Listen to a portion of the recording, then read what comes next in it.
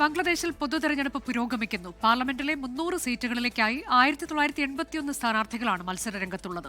വോട്ടെടുപ്പിനിടെ ബംഗ്ലാദേശിൽ പോളിംഗ് സ്റ്റേഷന് സമീപം crude bomb സ്ഫോടനമുണ്ടായി 3 പേർക്ക് പരുക്കേറ്റു.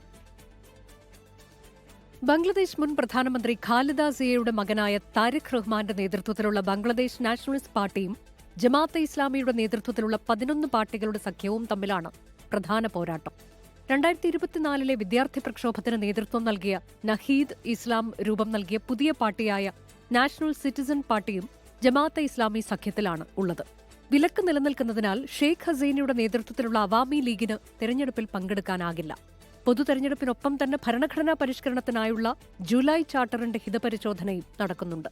പ്രധാനമന്ത്രിയുടെ കാലാവധി പരമാവധി 2 ടേം അഥവാ 10 വർഷമായി നിജപ്പെടുത്തുന്നതടക്കമുള്ള നിർദ്ദേശങ്ങൾ ഈ ഹിതപരിശോധനയിലുണ്ട്.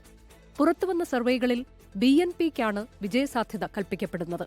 പതിറ്റാണ്ടുകളായി ബംഗ്ലാദേശ് രാഷ്ട്രീയം നിയന്ത്രിച്ചിരുന്ന അവാമി ലീഗ് മത്സരരംഗത്തില്ലാത്തത് രാജ്യത്തൊരു പുതിയ രാഷ്ട്രീയ ക്രമത്തിന് വഴിയൊരുക്കും. ബംഗ്ലാദേശിലെ രാഷ്ട്രീയ മാറ്റങ്ങൾ ഇന്ത്യയുമായുള്ള ഉഭയകക്ഷി ബന്ധത്തെയും അതിർത്തി സുരക്ഷയെയും സാരമായി ബാധിക്കുമെന്നതിനാൽ ഇന്ത്യ ബംഗ്ലാദേശ് തെരഞ്ഞെടുപ്പ് സസൂക്ഷ്മം വീക്ഷിച്ചു വരികയാണ്. 12.7 കോടി വോട്ടർമാരാണ് ബംഗ്ലാദേശിലുള്ളത്. ആദ്യ ഫലസൂചനകൾ ഇന്ന് അർദ്ധരാത്രിയോടെ പുറത്തുവരും. നാളെ രാവിലെ ഫലപ്രഖ്യാപനമുണ്ടാകുമെന്നാണ് ബംഗ്ലാദേശ് തെരഞ്ഞെടുപ്പ് കമ്മീഷൻ അറിയിച്ചത്. International desk 24. ലോകത്തെവിടെയായാലും ഏത് സമയത്തും 24 വാർത്തകളും ഓഗ്മെന്റഡ് റിയാലിറ്റി പാക്കേജുകളും എക്സ്പ്ലെയിനറുകളും വിശദമായി കാണാൻ ഞങ്ങളുടെ യൂട്യൂബ് ചാനൽ നിങ്ങൾക്ക് സബ്സ്ക്രൈബ് ചെയ്യാം.